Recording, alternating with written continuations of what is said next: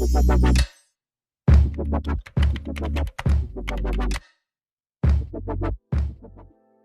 everyone, welcome back to my channel, and if you're new to my channel, welcome. I hope that you find my videos helpful, and if you do find yourself enjoying my videos, don't forget to like them and subscribe to my channel, as it does keep me motivated to keep on posting and putting some content up for y'all. But anyway, enough rambling. So for today, I'll be doing quite a simple-ish set. So I decided I wanted to leave in some filing in there just because I find that I don't do a lot of tapered square like before, but now I've just been doing tapered square nonstop, and I wanted to show y'all how I achieve that look. So the first thing that I've done was apply the Salon Pro Tips from Glitterplanet, and now I'm just going in with my tornado file from CJP, which is a 100/180 file, and I'm just holding my file nice and straight at a 90-degree angle and just filing the nails, making sure the side walls are nice and straight. But anyway, once I'm done filing, I like to come in with my sanding band, and this is the 180 sanding band, or you can just call it the fine sanding band, and I'm just basically blending that tip into the natural nail. I like to buff it all as well, just because I feel like the acrylic adheres better to that. But anyway, once that's done, I like to dust off all of the nails, and then I come in with my primer, and I'm using the acid primer from CJP. And for my acrylic today, I will be using the 1.2 monomer from CJP as well. So before I do anything, I like to start off with applying a thin clear base on all of the nails, and what that helps you with is that when your client comes back in for a redesign or an infill, you can file back to this layer and you can just do a completely different design to what she previously had. So yeah, this is completely optional, but I do recommend you give this a go because it gives a very, very good canvas, and again, it's easier to do infills.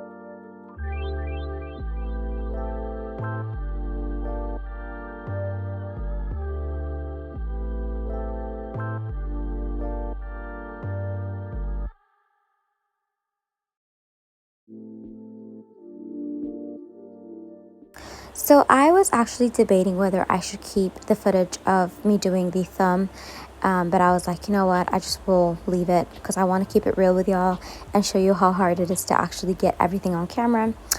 But yeah, I just needed to put that out there. But anyway, for the pinky, I am doing a ombre. So I am using the, I think this is called White Purple Glow from Notpolish, and it's just a beautiful milky white that glows purple in the dark. And what I've done is that I've applied that from the middle of the nail, pulled it towards the tip, and then I'm going to add a little bit more towards the middle of the nail so that I can blend it towards the back. That way you get a seamless blend. If you want to see an in-depth video on ombres, I do have, I think, 2 that are like designed for ombres. I will leave them linked in my description box.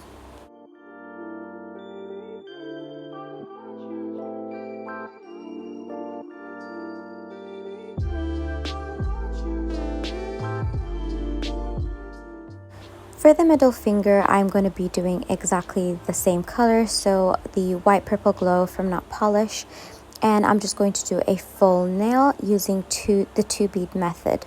So when I walk my bead down towards the tip, I always make sure my brush is nice and wet. That way it can help me pull that product without having to have anything to get stuck on the brush. So if you want to do this method and, you know, just try and pull your product rather than brush it down, I would definitely recommend starting out with your ratios, getting them right, and then just focus on wetting your brush when you actually press that product or pull it towards the tip. I hope that makes sense. But as you can see, as soon as I lay that acrylic, I wipe my brush, and then I like to wet it, and then I basically just brush it down or drag it towards the tip or wherever I want it, and that way you don't get a lot of product stuck on your brush.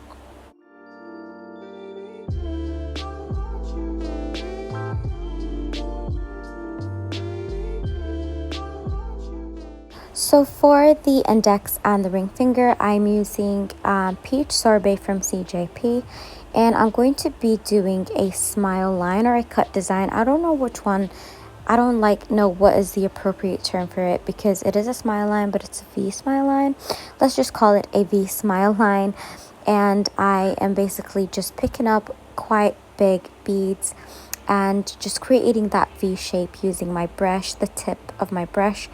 And I just like to build a nice wall using this product, just because we are not going to encapsulate the snail, and you want the cover color or the nude to be a lot higher than the white. That way you reveal the smile line when you come in to file. But I will let you guys watch. If you have any questions on how I do this, please let me know in the comments section. But one thing I would want to say is, when you do this, always make sure you build a nice wall, and don't worry too much about the shape of, the V or the U, whatever you're doing, because you can always come back and use your file to redefine that shape once the acrylic is nice and dry.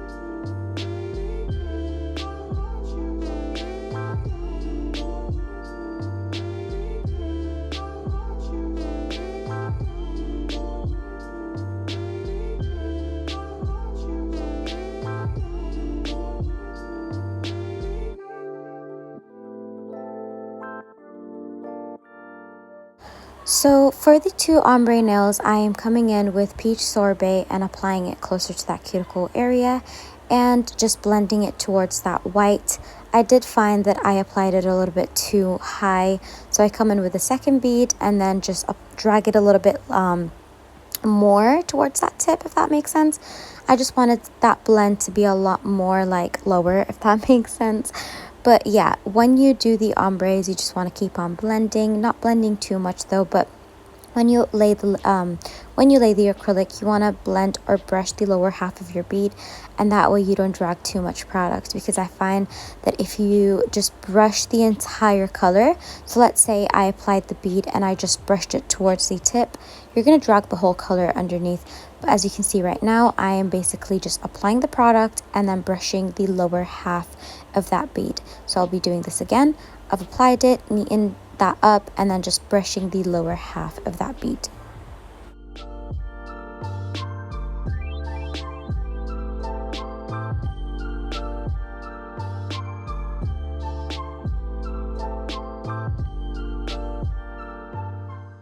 So once I have finished doing the ombre, I encapsulate them so that no dust go on those nails.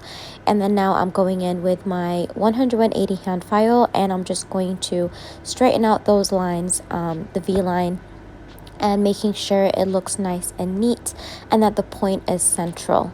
So again, don't worry when you're doing the V-shape thing with your brush, because you can always come back in with your hand file to neaten up those lines.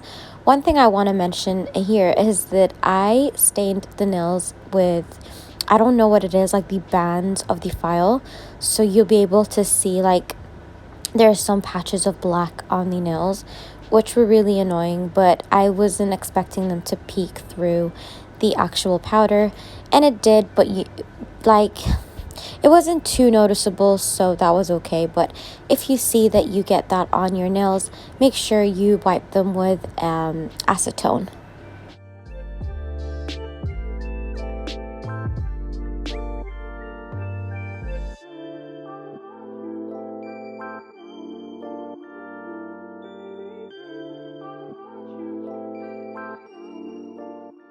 So now I am basically just filling in those gaps using the white purple glow from Notpolish, and I'm not really doing anything different. I'm just applying or laying that acrylic as I normally would, and if it goes on top of the nude, it's fine because you can always file back and then you will reveal the smile line.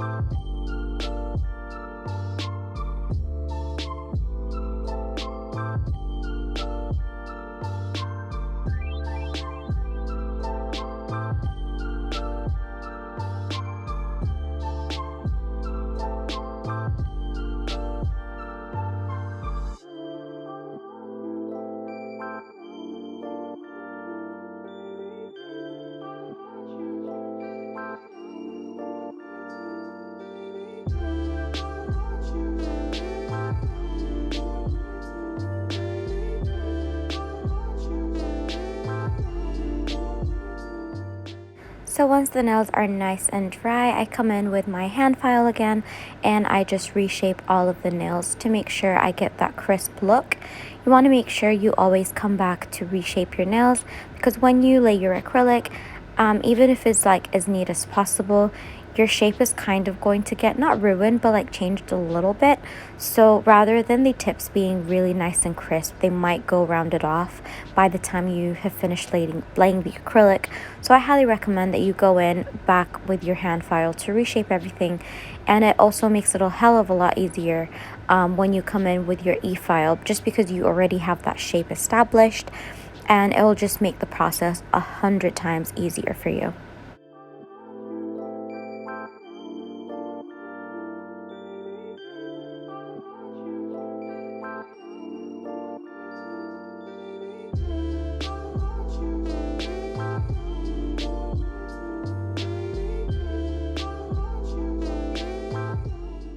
Now I'm coming in with my e-file, and I'm using the Willow Academy 5-in-1 drill bit, and I'm just basically smoothing out the surfaces of all of my nails, revealing those beautiful smile lines. And I also use the tip of that drill to go as close as I can to the cuticle area to seal that acrylic. So one thing I would say is, even though it is a safety bit and this bit is absolutely amazing, I still do my method where when I do the rest of the nail, like the whole body of the nail, I go in with like about 10,000 RPMs, 12, sometimes up to 14. It depends on how long the nails are, how bulky, how much work needs to be done. And then as soon as I go closer to that cuticle area, I find myself lowering that speed. So I go in down to about 4 or 5,000 RPMs, just because I feel like it will reduce the chances of you cutting your clients or yourself. Even if it's, I mean, I've tried doing this on a high speed and it didn't cut my clients, but I just feel like psychologically, especially when you're a beginner as well, always start off with a slower speed when you go closer to the cuticle area, and then you can just speed it up a little bit more when you do the entire surfaces of all of the rest of the nails.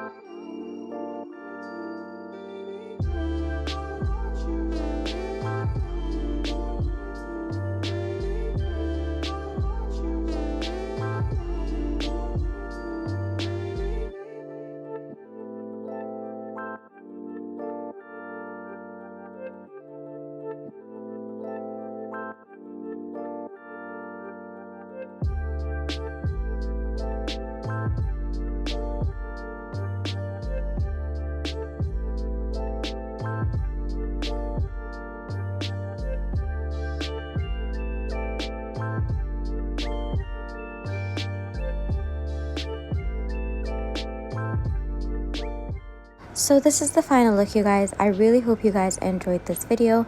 If you did, please don't forget to like, comment, and subscribe to my channel, as it really does motivate me to stay active here on YouTube. And if you're not already, please add me on Instagram, as I do post a lot of my other sets and also answer all of your questions and concerns. But having that said, I shall see you in my next video, you guys.